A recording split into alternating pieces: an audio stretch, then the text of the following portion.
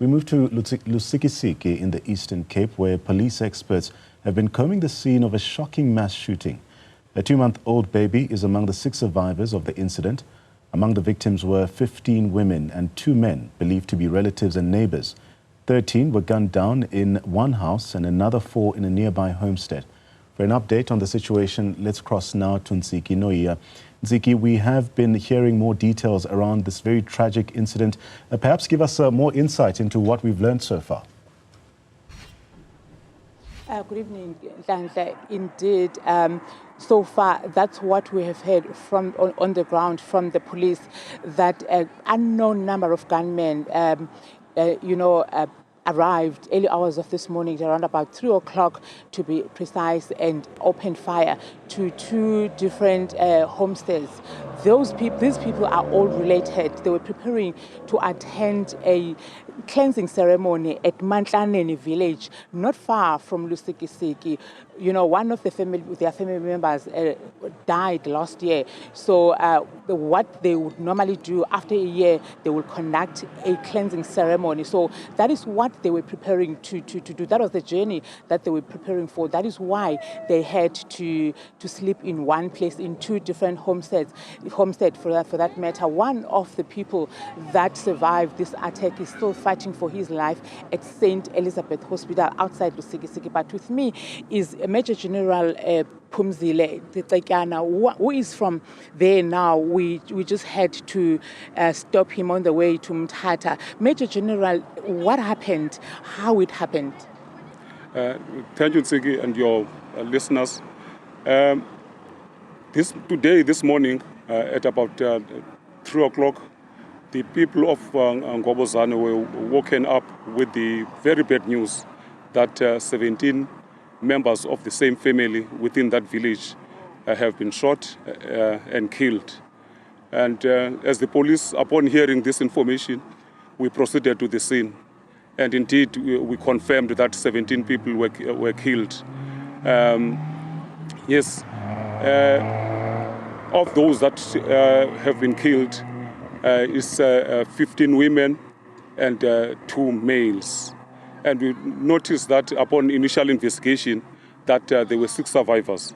And of the survivors, again, 3 females and 2 males. And one of the males is the one that is in hospital. And the other one is a 2-month-old baby that survived. And his mother is sadly couldn't survive the shooting. Major General, you remember when the Minister of Police was here together with his team in Mthatha on the 15th of August, some of the people raised concerns over murders in Lusikisiki, and that they are orchestrated behind bars by the people who are already serving their sentences. They are used as hitmen. That is why there is no arrest. I mean, this family, this is the 2nd time that it's been attacked. Last year, 2 members of the same family in another village were also gunned down. They were also preparing for the same ritual. What is your take on that? Why don't you apprehend these the perpetrators? Why there's always investigation, and it never bears any fruit? Ntsiki, we are working together with the Department of Justice and Correctional Services. One step that we have just taken is to work jointly in terms of searches. Remember, one of the complaints, I remember so vividly, that one of the complaints was that there are cell phones in the cells, and there are items that they communicate with from inside out, and which are used to orchestrate some of the murders. What we did is to intensify the searches there. We are assisting the Department of Correctional Services. Just 2 weeks ago, we conducted a very serious search in Wellington Prison. That operation was led by me, and we've confiscated a number of items that are unwanted inside the prison.